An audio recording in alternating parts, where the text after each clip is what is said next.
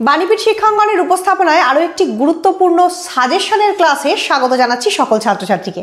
আজকের ক্লাসটা মূলত সেই সমস্ত ছাত্রছাত্রীদের জন্য প্রযোজ্য যারা তোমরা ফার্স্ট সেমিস্টারে পড়ছো এবং তোমাদের যাদের বাংলা অনার্স আছে। আজকে আমি বাংলা অনার্স ফার্স্ট সেমিস্টারের SEC পেপারের একটা গুরুত্বপূর্ণ সাজেশন তোমাদের সঙ্গে শেয়ার করব এবং প্রসঙ্গত কিভাবে করে এই পেপারটাকে তোমরা লিখবে, কিভাবে করে এই পেপারটাকে তোমরা পড়বে সেই বিষয়ে সংক্ষিপ্ত কিছু টিপস শেয়ার করব। তো প্রথম থেকে শেষ পর্যন্ত সমগ্র উপস্থাপনাটি মনোযোগ দিয়ে দেখো।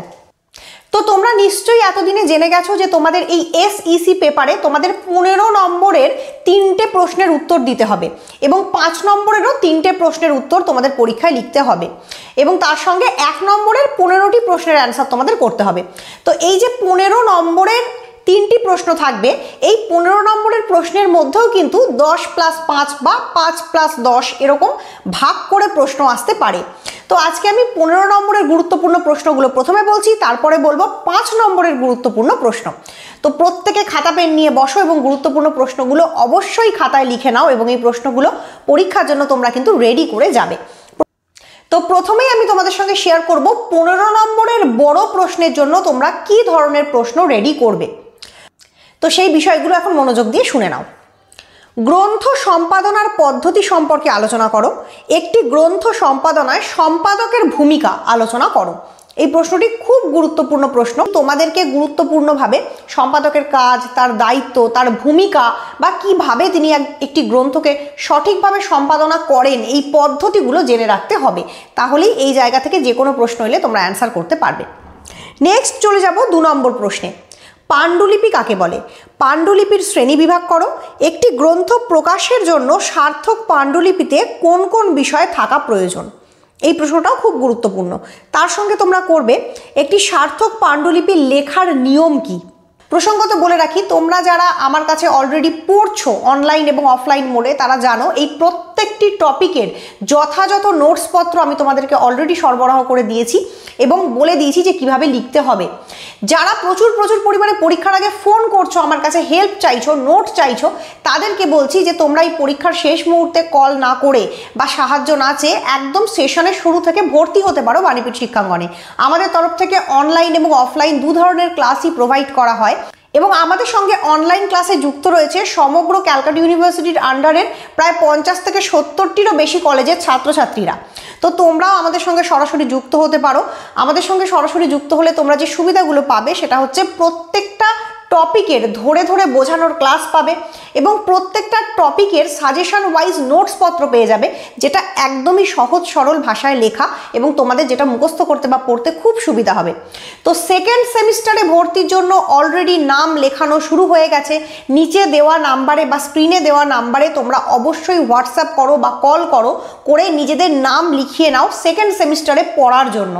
খুবই ন্যূনতম ফিজের বিনিময়ে বাণীপীঠ শিক্ষাঙ্গন সমস্ত ছাত্রছাত্রীদের সুবিধার্থে এই ক্লাসগুলি প্রোভাইড করছে এবং অনলাইন এবং অফলাইনে বহু ছাত্রছাত্রী আমাদের সঙ্গে যুক্ত থেকে কিন্তু প্রচুরভাবে উপকৃত হচ্ছে।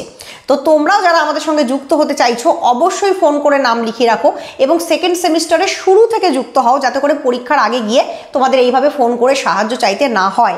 আমি বুঝতে পারছি তোমরা সমস্যায় পড়ে আমাকে ফোন করছো, প্রচুর ফোন কলস আসছে, SMS আসছে, তোমরা ভর্তি হতে চাইছো। তো তোমরা কিন্তু সেকেন্ড সেমিস্টারের শুরু থেকেই প্রত্যেকে ভর্তি হও, তাতে করে তোমাদের প্রত্যেকেরই উপকার হবে এবং তোমরা প্রথম থেকে বিষয়গুলো ভালোভাবে বুঝে পড়তে পারবে এবং প্রত্যেকটা টপিক ধরে নোটস পেয়ে যাবে, যেটার জন্য পরীক্ষাতে গিয়ে তোমাদের কোনো সমস্যাই হবে না, অর্থাৎ তোমরা ভালো করে পরীক্ষা দিতে পারবে। তো চলো এরপর চলে যাব 5 নম্বরের কিছু গুরুত্বপূর্ণ প্রশ্নে। 5 নম্বরের সবথেকে ইম্পর্টেন্ট কিছু প্রশ্ন বলছি, অবশ্যই তোমরা লিখে নাও। মুখবন্ধ এবং প্রাককথনের মধ্যে তফাৎ কি? কোনো বিষয়ে গ্রন্থের সংকলনে সংকলকের দায়িত্ব কি? গ্রন্থ সম্পাদনা বলতে কি বোঝো? যুক্তবর্ণ কাকে বলে? বাংলায় ব্যবহৃত 4টি যুক্তবর্ণের প্রয়োগ লেখো এবং উদাহরণ দাও। গ্রন্থ ও পত্রিকার পঞ্জীকরণ কিভাবে করা হয় সেই সংক্রান্ত আলোচনা করো। এছাড়াও খুব গুরুত্বপূর্ণ কিছু টপিক যেগুলো তোমাদের জেনে রাখতে হবে সেগুলো হলো কপিরাইট কি, কভার পেজ কাকে বলে, পেপার ব্যাক কি, ডিজিটাল প্রিন্টিং বলতে কি বোঝো, গ্রন্থপঞ্জি কাকে বলে, টাইটেল পেজ কি, প্রচ্ছদ বা বুক জ্যাকেট কি, বইয়ের স্পাইন বা বুক স্পাইন কি, ফ্লাইলিপ কাকে বলে, নির্ঘণ্ট কি, শুদ্ধিপত্র কাকে বলে। এছাড়া তোমরা করবে পুস্তক পর্যালোচনা বা গ্রন্থ সমালোচনা কাকে বলে এবং পুস্তক পর্যালোচনা বা গ্রন্থ সমালোচনার প্রকৃত পদ্ধতি কি হওয়া উচিত। এছাড়া আরও কিছু গুরুত্বপূর্ণ প্রশ্ন রয়েছে, যেমন প্রকাশনা কাকে বলে, সম্পাদক ও প্রকাশকের মধ্যে পার্থক্য লেখো এবং বাংলা যুক্তাক্ষর সংক্রান্ত একটি সংক্ষিপ্ত টিকা লেখো। তো এতক্ষণ ধরে আমি যেগুলো বললাম এগুলো সব ছিল মডিউল 1-এর গুরুত্বপূর্ণ সাজেশান। এবার আমি চলে যাব মডিউল 2 প্রসঙ্গে।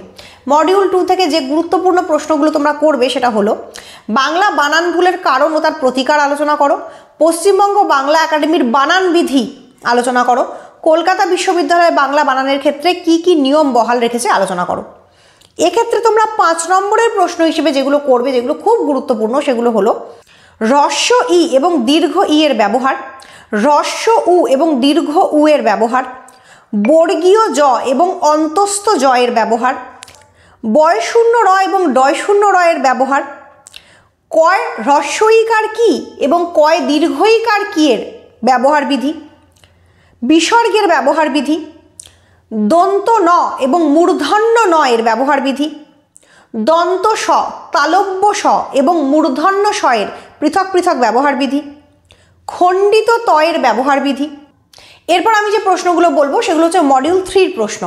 এখানে সবথেকে গুরুত্বপূর্ণ প্রশ্ন হলো মুদ্রণ প্রমাদ সংশোধনের জন্য ব্যবহৃত 10টি সাংকেতিক চিহ্নের পরিচয় দাও, প্রুফ রিডারের দায়িত্ব বা কাজ কি সেটা নিয়ে আলোচনা করো, মুদ্রণ প্রমাদ সংশোধনের সময় কোন কোন বিষয়ে সতর্ক থাকতে হয় এবং অবশ্যই এখান থেকে গুরুত্বপূর্ণ একটা বিষয় হলো প্রুফ রিডিং কিভাবে করতে হয় সেটা শেখা। আমার কাছে যারা পড়েছে তারা জানো আমি প্রত্যেকটা চিহ্ন ধরে ধরে কিন্তু প্রুফ রিডিং কিভাবে করতে হয় সেটা শিখিয়েছি। এটা না শিখলে তোমরা পরীক্ষায় গিয়ে এই সংক্রান্ত শর্ট কোশ্চেন বা ব্রড কোশ্চেন কোনোটারই অ্যান্সার দিতে পারবে না। এরপর যেটা বলবো সেটা হচ্ছে প্রুফ সংশোধনের প্রয়োজনীয়তা কি রয়েছে, এটা 5 নম্বরের মতো তোমরা তৈরি করতে পারো, যেটা তোমাদেরকে হেল্প করবে। তো এই প্রশ্নগুলো মোটামুটিভাবে করলে এই পেপারটা থেকে তোমরা সমস্ত কোয়েশ্চেন কমন পেয়ে যাবে। এই পেপারটায় কিন্তু অলরেডি আরও অনেক প্রশ্ন হতে পারে বা এই পেপারটা থেকে প্রচুর বহুমাত্রিক প্রশ্ন দেওয়ার সম্ভাবনা রয়েছে। তার মধ্যে থেকেও আমি বেছে খুব ইম্পর্টেন্ট যেগুলো না করলে নয় সেই ধরনের প্রশ্ন এখানে দিয়েছি। এই প্রশ্নগুলো কিন্তু টেকনিক্যালি উত্তর তৈরি করতে হয়, প্রচুর যে মুখস্থ করতে হয় অনেক কোয়েশ্চেন এরকম নয়। যদি বিষয়টা তোমাদেরকে টেকনিক্যালি প্রোভাইড করা যায়, নোটসপত্রগুলো টেকনিক্যালি দিয়ে বুঝিয়ে দেওয়া যায়, তোমরা নিজেরাও বুঝতে পারবে পেপারটা কত সহজ। তোমাদের মনে হতে পারে যে এত প্রশ্ন, এখানে কিন্তু প্রকৃতপক্ষে এটা এত প্রশ্ন নয়। এই প্রত্যেকটা প্রশ্নকেই বিচার বুদ্ধি সহযোগে খুব ছোট ছোট করে তৈরি করা যায়। অনেক প্রশ্নের কিন্তু লেন্থ খুবই ছোট, কারণ কম্প্যাক্টভাবে সঠিক উত্তরটি দিলেই সেখানে নাম্বার গেইন করা যায়। তো তোমরা বুদ্ধিমত্তার সঙ্গে এই পেপারটা পড়ো, খুব বড় পেপার ভেবে বা বেশ কঠিন পেপার ভেবে ভয় পেও না, কারণ এই পেপারটা কিন্তু খুবই সোজা যদি এটাকে টেকনিক্যালি পড়ানো যায়। তো আশা করছি তোমরা প্রত্যেকে ভালো করে পড়েছো এবং প্রিপারেশন নিয়েছো এবং তোমাদের প্রত্যেকের পরীক্ষা খুব ভালো হবে। তো আজকের এই সাজেশনের ক্লাসটা এখানেই শেষ করলাম। পরবর্তী ক্লাসে আবার দেখা হবে তোমাদের সঙ্গে। ধন্যবাদ।